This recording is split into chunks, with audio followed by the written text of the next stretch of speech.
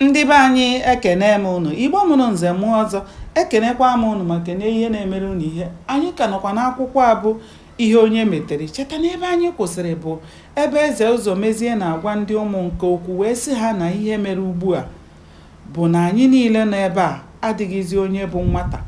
Ọ dịbeghị ihe anyị anụbeghị na ntị, ọ dịbekwaghị ihe anyị ejibeghị anya anyị were hụ, n'ihi na akịdị abụghịzi ngwere ihe ọhụrụ. Ọ dịghị ihe ntị nụrụ chie ma ọ bụ ihe anya hụrụ kpọọ. N'ihi ya, otu ọbụla unu siri hụ ụwa, unu ewere ya. Anyị emechara nnyocha niile anyị nwere ime maka ọha wee chọpụta n'oge ikpeazụ na ọha hụrụ anwụọla.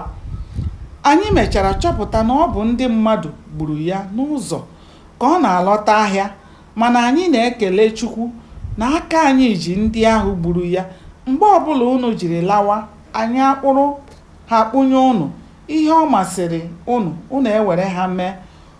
Ọ baghị uru ịkọwara unu otu ọha hụrụ siri nwụ, maka imewe nke a ga-eme ka iwe na ọnụma unu dị ọkụ. Wetuo n'obi, sowe n'ụwa otu o siri dewe ihu. Oge Eze Ụzọmezie kwuchara okwu, ihe ndị ahụ o kwuru gbara Udenkwọ ka aṅụ. Ọ dị ya ka ọ bụ asị na nwanne ya nwoke bụ ọha hụrụ nwụrụ anwụ, na ọ bụ mmadụ gburu ya. Ọ kpọhulata isi ya n'ala, o kweghị ya edi, o bilie ya elu, anya mmiri jupụta ya anya, o tiwa mkpu akwa bewe.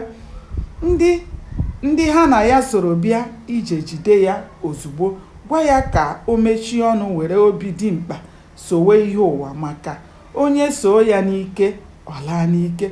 Udenkwọ hichaa anya ya ozugbo, kulie kelee Eze Ụzọmezie na ndị ala ukwu otu ha siri were nwayọ were na-eso okwu a gbasara ọha ahụ, na otu ha siri mee nchọpụta wee chọpụta ihe mere nwanne ha nwoke.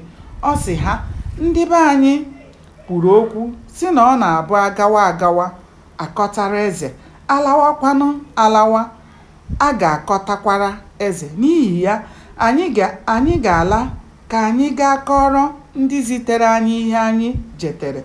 O wutere anyị nnukwu otu o siri bụrụ n'ala ukwu ka isi nwanne anyị nwoke tọrọ. Ọ bụ eziokwu na ọha hụrụ anwụọla, mana ana m ekwu na ọ ka nọ ndụ, n'ihi na anyị agaghị esi otu ahụ chefuo ya. Gbanịa na-esonyere m ka anyị chọpụta ihe mere n'ime akwụkwọ a bụ ihe onye metere. Aka m bụkwa nwanne ụnụ nwaanyị Oriakụ Uju Anyanwụ. Ndewo, ka o mesịa.